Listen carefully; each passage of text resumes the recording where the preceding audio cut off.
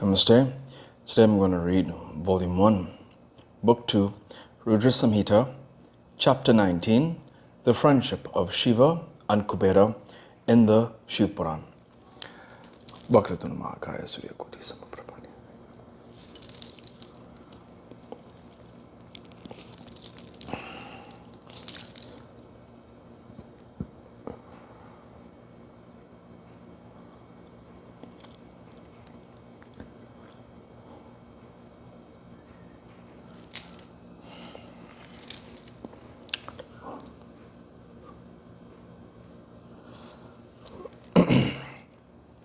Hari Om Tat Sat. Brahma said, in the Kalpa called Padma, I created my mental son, Pulastya, whose son, Visvaravas, begot the son, Vaisravana. He propitiated the three-eyed god Shiva with a very severe penance and enjoyed the city of Alaka built by Visvakrit. When the Kalpa was over and the Megha Vahana Kalpa had started, the son of Yajnadatta, Sridhar, performed a severe penance. Realizing the efficacy of devotion to Shiva accruing from the mere illumination of his temple with lamps, he reached Kashi for the illumination of his thought. Under the lustre of the gems of the mind, he repeated the mantras of 11 Rudras with loyal devotion and unswerving concentration of the mind. He could realize his identity with Shiva. Then he performed a very severe penance for 200 years, for 200,000 years. A penance which was enhanced by the fire of austerity, was free from encroachment of the firefly in the form of interference from lust and anger, was windless inasmuch as the breath was curbed and was pure in form with pure vision. He set up the linga of Shiva and worshipped it with flowers of good ideas and feelings. The penance was so severe that his body was reduced to skin and bones. Then in the company of the goddess Parvati, the Lord Visveshvara himself addressed the devotee, the Lord of Alaka, with a pleasant mind. The devotee, who stood as a stump with mind concentrated on the linga, I am ready to grant you a boon. Choose it, O Lord of Alaka. The devotee opened his eyes and gazed at Lord Shiva, the moon-crested consort of Uma, who was shining with a brilliance that excelled thousands of rising suns. Dazzled by the brilliance, he closed his eyes and addressed the Lord of Lords, who is beyond the reach of mental conception.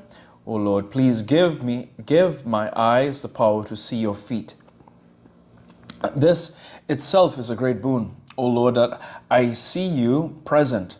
O Lord, O moon-crusted God, obeisance be to you. Of what avail are other boons? On hearing his words, the Lord of Devas, Uma's consort, touched him with his palm and gave him the requisite vision. Then, on securing the power, Yajnadatta's son opened his eyes and saw Uma alone at first. Who is this lady, beautiful in person, near Shiva, the Lord? What penance did she perform more difficult than mine? What a form, what a love, what a good luck, what a fine glory. He repeated these words several times. While he was doing this and glancing cruelly at Uma, his left eye, as a result of seeing the lady, burst. Then the goddess told Shiva, why does this wicked ascetic look at me often and say, You make my penance shine. And seeing me with his right eye jealously, why does he marvel at my beauty, love, and good luck? On hearing the words of the goddess, Lord Shiva laughed and said, O Uma, he is your son. He does not look at you angrily or jealously. He is describing your glory of penance. After saying this to the goddess, Isa told him again, Dear son, I am delighted at your presence. I shall give you the boon you desire. You will be the Lord of treasures and the Lord of Guyakas. You will be the king of Yakshas, Kinnaras, and rulers. You will be the leader of Punyajanas and the bestower of wealth to all. My friendship with you shall remain forever. I shall stay near you, very near. Alaka, dear friend, in order to increase your love, O son of Yajnadatta, great devotee, come on, this is your mother. Fall at her feet with delighted heart. Brahma said, after granting him boons, Lord Shiva told Uma, O goddess, be pleased with him. This ascetic is your own son. On hearing these words of Shiva, Parvati, the mother of the universe, said to the son of Yajnadatta with a delighted mind, the goddess said, Dear son, may your pure devotion to Shiva remain forever. With your left eye burst, you will be Ekapinga, having a yellow mark in place of an eye. May all the boons granted to you by the Lord fructify. You shall be called Kubera, Lit, possessed of ill-shaped body. O son, since you jealously looked at me, after granting these boons to Kubera, Lord Maheshwara, in the company of the goddess Parvati, entered his Visveshvara abode. Thus Kubera attained the friendship of Shiva. Very near his city, Alaka, was Kailasha, the abode of Shiva. Footnotes.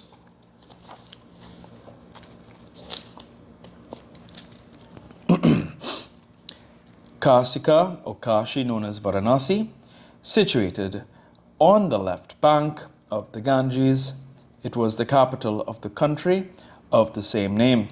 It is perhaps the Kasida or Kasidia of Ptolemy,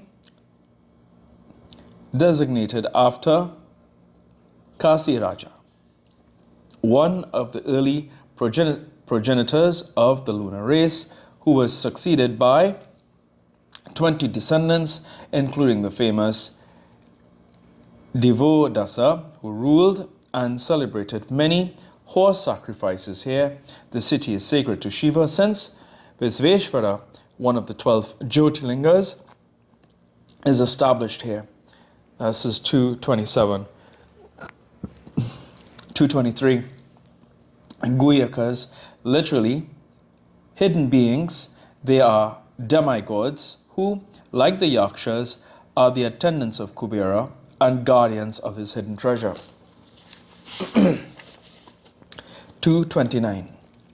Yakshas are a class of semi-divine beings who are attached to the service of Kubera.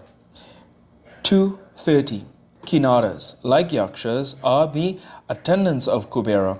They are represented as mythical beings with a human figure and the head of a horse, or with a horse's body and the head of a man. They are described as celestial choristers and musicians who dwell in the paradise of Kuvera or Kailasa. They are called Asva Mukhas, Turanga Vaktras, horse-faced, and Mayus.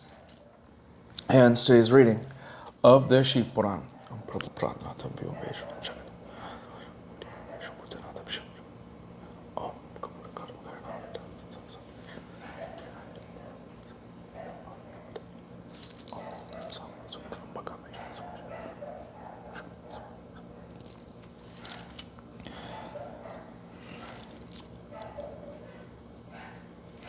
Tuya Mata, Chapitatme, Tuya Bandusha, Chasakatme, Vidyata Virangtmes. Om Shanti, Shanti, Shanti. Hari Om Tat Sat.